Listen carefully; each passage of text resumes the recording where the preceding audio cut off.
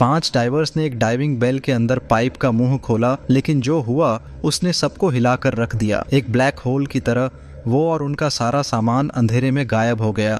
जिंदा बचने का कोई रास्ता दिखाई नहीं दे रहा था, लेकिन एक आदमी ने हर हाल में लड़ने का फैसला किया। जब उसने मदद बुलाने की कोशिश की तो जो जवाब मिला वो और भी ज्यादा हैरान कर देने वाला था। ये एक हकीकी वाकया है जो वाकई में हुआ। 5 डाइवर्स ने एक डाइविंग बेल के अंदर पाइप का मुंह खोला।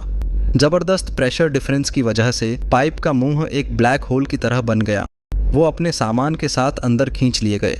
खुशकिस्मती से वो ऊपर ही रुक गए। समंदर पूरी तरह से नहीं भरा था। अंदर अब भी कुछ ऑक्सीजन बाकी थी जो सांस लेने के काम आ सकती थी। जब पांचों होश में आए तो 2 साथियों की हड्डी टूट चुकी थी। बाकी लोग भी अलग अलग चोटों का शिकार हुए थे। समंदर के पानी और मिक्सचर से भरी इस अंधेरी पाइप में मौत का इंतजार करने से बेहतर था कि कुछ किया जाए। एक साथी ने यही कहा, जो उम्मीद की किरण बनी। चोटों के बावजूद सबने हौसला बनाए रखा। वो केंचुए की तरह घिसटते हुए आगे बढ़ने लगे। 1 घंटे बाद क्रिस को महसूस हुआ कि पानी का स्तर बढ़ रहा है। आगे बढ़ने के लिए अब डूबना जरूरी था। उनका डाइविंग गियर कहीं भी नजर नहीं आ रहा था और सबसे डरावनी बात यह थी कि आगे का रास्ता नामालूम था। 2 साथी पहले ही जख्मी थे। पानी में अगर कोई भी गलती होती तो सब मर जाते। क्रिस ने अकेले डूबने का फैसला किया और कहा, अगर वो बचा रहा तो मदद लेकर आएगा और अगर नहीं तो वो मर चुका होगा। क्रिस को बहुत ज्यादा घबराहट महसूस होने लगी। वो दूसरी हवा वाली जगह तक पहुंच गया। हवा महसूस करते ही उसने गहरी सांस भरी, लेकिन उसने देखा कि ट्यूब्स समंदर के पानी से भरी हुई हैं। थोड़ी देर आराम के बाद क्रिस ने एक गहरी सांस ली और दोबारा पानी में डूब गया।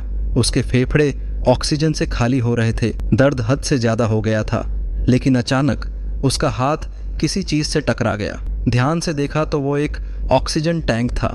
क्रिस के दिल में उम्मीद जगी और वो आगे बढ़ने लगा, लेकिन आधे घंटे के बाद भी पाइप का कोई आखिरी हिस्सा नजर नहीं आया। ऑक्सीजन खत्म होने वाली थी। शायद किस्मत ने साथ दिया, उसे एक और ऑक्सीजन सिलेंडर मिल गया। तेल और मिक्सचर की बदबू को नजरअंदाज करते हुए उसने ट्यूब मुंह में डाली और अंधेरे में तलाश जारी रखी।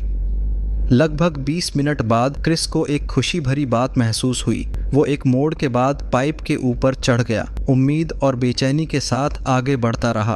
कामयाबी या नाकामी, ये फैसला एक बार फिर सामने था। कुछ देर बाद क्रिस पानी के ऊपर आया। उसने अपनी पूरी ताकत से मदद के लिए चीखना शुरू कर दिया। जब से वो पाइप के अंदर घुसे थे 2 घंटे गुजर चुके थे।